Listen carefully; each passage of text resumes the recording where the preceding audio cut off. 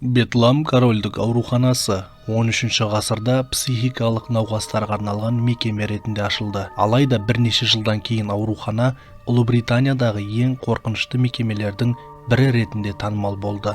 Онда дәрігерлердің орнында нағыз маньяктар болды, ал науқастар қатыгез эксперименттер мен азаптаулардың құрбаны болды. Басқа барар жер жоқтардың үйі болуы керек. Бетлам ауруханасы сол жерге келгендердің барлығы үшін нағыз азаптау камерасына айналды.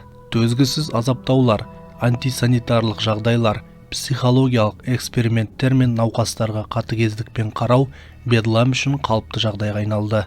Өйткені Англия астанасының тұрғындары оны қысқаша атады, және оның оқиғасы көптеген өнер туындыларының негізі болды. Біз осы қорқынышты ауруханада не болғанын және психикалық науқастарға көмектесуге арналған орынның нағыз түрмеге айналғанын айтып береміз. 1247 жылы Лондонда қаланың шерифі Саймон Фитцмери психикалық ауруларға арналған психиатриялық аурухана салуға бұйрық береді. Ол бастапқыда әулие Суккумб ауруханасы деп аталады. Бастапқыда аурухананың істерін Бетлам тұрғындарына шынайы сенім ұялатуға тырысқан монахтар басқарды, және олардың өмір сүруіне мүмкіндігінше қамқорлық жасады. Алайда көп ұзамай, шамамен 1370 жылдары мекеме шенеуніктердің бақылауына өтіп, осы сәттен бастап аурухананың өмірі өзгереді. Көптеген лондондықтар мәңгілік жалғыздыққа ұшыраған науқастарға қандай да бір жолмен көмектесуге үміттеніп, Бетлам пациенттеріне ақша, қажетті заттар мен азық-түлік береді. Алайда одан әрі донорлық жолы қиын бола бастайды, яғни заттардың жартысы аурухана қызметкерлері мен мекемені бақылайтын шенеуніктер арасында бөлініп алынып, ал екінші жартысы сатып алуға қаражаты бар науқастардың өздеріне сатылды. Мекемедегі жемқорлық өршіп, емделушілердің жағдайы күннен күнге нашарлай берді. Науқастар киімсіз, дымқыл сабанда ұйықтап, тамақ қалдықтарын жеп, лас су ішкен. Медициналық мекемеге бірнеше рет барған комиссиялар науқастардың ауыр жағдайын әр жолы атап өтті, бірақ қабылданған шаралар жағдайды өзгерткен жоқ. Бетламда билік еткен хаос пен ойранның арқасында бұл атау көп ұзамай танымал болды. 1670 жылдардың аяғында аурухана қайта құрылады. Ғимараттың жанында жүздеген жаңа пациенттерге бірнеше қосалқы ғимараттар пайда болады. Олардың кейбіреулері психикалық бұзылулардан зардап шекті, бірақ олардың жартысын отбасының жағымсыз мүшелерінен құтылғысы келген туыстары Бетлам корольдік ауруханасына орналастырды. Мемлекеттің назарына және қамауда ұстау жағдайын жақсартуға бағытталған бірқатар шараларға қарамастан, Бетламдағы жағдай жақсарған жоқ. Керісінше, билік басында ақша табуды ғана мақсат еткен жемқор, мейірімсіз қызметкерлер көбейіп кетті. Аурухана қызметкерлерінде Бетламда аттракционның көрінісін ұйымдастыруға итермелейтін байлыққа деген ұмтылыс болды. 17 ғасырдың аяғынан бастап, Лондонның әрбір тұрғыны аз ақшаға ауруханаға кіріп, хайуанаттар бағы секілді оның тұрғындарын бақылай алды. Бетлам ауруханасының қабырғаларына кірген туристердің бірі бұл жерден алған әсерін былайша сипаттады. Жүздеген келушілер 2 пенс төлеп, осы тозаққа кіріп науқастарды қорқыта бастайды. Олар саусақтарын қағып, айқайлап науқастарды ашуландыруға тырысты. Қызметкерлер мұндай ойын-сауыққа қарсы болған жоқ. Аурухана қызметкерлері тордағы жаралы жануарлар сияқты жүгірген науқастардың азаптарын тамашалады, деді. Сонымен қатар кейбір келушілерді науқастардың да, аурухананың да жағдайы таң қалдырды. Куәгерлердің айтуынша науқастар киімсіз жүрген, денелері көгерген, жөтеліп, түшкірген және өздігінен әрең қозғалатын. Бұл ретте мекеме бұдан да жаман көрінді.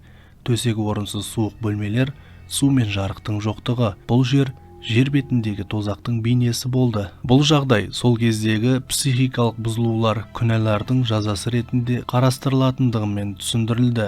Сондықтан Бетлам науқастары ешкімнің аяушылық немесе жанашырлық сезімін тудырмайды. Адамдар өздерінің тағдырына түскен барлық қиындықтар өткен күнәлар үшін әділ жаза ғана деп шын жүректен сенді. Мына күнәһарлардың не болғанын қараңызшы. Тағы бір күнә жасамас бұрын олардың орнында болғыңыз келе ме, жоқ па, соны ойлаңыз, деген сөз аурухананың жарнамалық парақшасында жазылған. Кейін қоғамда Джордж үшіншінің психикалық бұзылыстары туралы болған кезде жағдай аздап өзгерді. Британдық субъектілер монархты күнәһар деп айыптауға батыл жетпеді. Сондықтан психикалық ауруға деген көзқарас аздап өзгереді. Көп ұзамай Бетлам басшылығы мекемеге экскурсияларды тоқтатуға шешім қабылдайды. бірақ пациенттердің өмірі одан да жақсарған жоқ еді.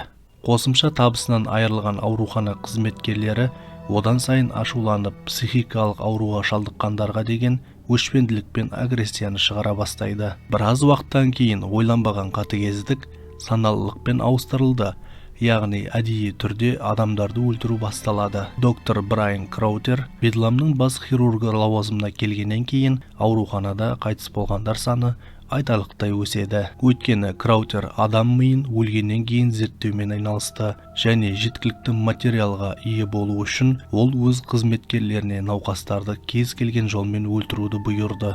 Әдетте бақытсыз адамдар аштықтан немесе шөлдеуден өлді, ал кейбіреулері құрбандарының қайғы-қасіретінен ләззат алған садистік тәртіптегілердің қолынан қаза тапты.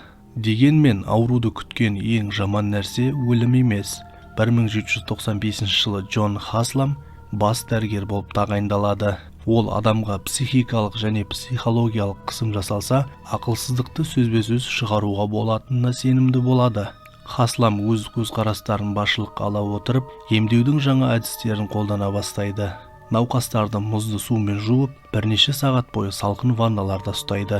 Оларды күшті ток зарядтармен емдейді, қан ағызып, арнайы аппаратты айналдырады. Сонымен қатар науқастарды еденге немесе қабырғаларға шынжырмен байлап, ұрып-соғып апталап өткізуге мәжбүрлейді. Біраз уақыттан кейін ауруханаға науқастардың бірінің туысының атын жамылып келген лондондық филантроптардың бірі Эдвард Уэйкфилдтың арқасында аурухана басшылығы қуылып, науқастардың жағдайы жақсарады. Уэйкфилдтың өзі емханада көргендерін былай сипаттайды. Науқастардың бірі американдық теңіз жаяу әскері Джеймс Норрис болатын. Мен оны көргенде өз көзіме өзім сенбедім. Оның мойнына екі қысқа шынжыр апаратын темір сақина байланған. Біреуі еденге бекітілген, екіншісі қабырға арқылы өткен. Ал біреу қабырғаның екінші жағындағы шынжырды тартып алғанда, Норрис қатты бетонға басын қатты соқты дейді. 1930 жылы аурухананы Лорд Роттермер иемденіп, атышулы мекемені ұлттық мұражай мен саябаққа айналдырады. Біраз уақыттан кейін Бедлам корольдік ауруханасының қызметі қайтадан қалпына келтіріледі.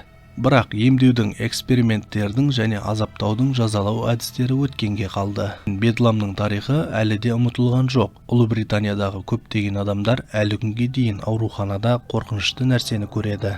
Басқалары бұл мәселе көрінгеннен әлдеқайда кең деп санайды. Ғылыми қоғамдастық өткен уақытта қол жеткізген үлкен жетістіктерге қарамастан, бірнеше онжылдықтар бойы психикалық ауруы бар адамдар әлі де стигматизацияланады және әлемдегі кез келген психиатриялық клиниканың жабық есіктерінің артында не болып жатқанын ешкім нақты айта алмайды. Бұл қорқынышты мекеменің тарихы көптеген авторларды, музыканттар мен кинорежиссерлерді Бедлам мен оның пациенттерінің тарихына арналған көркем шығармалар жасауға шабыттандырды. Ең танымал жұмыстардың бірі канадалық режиссер Марк Робсонның аурухана қабырғасында болған барлық сұмдықтарды баяндайтын Бедлам фильмі болды.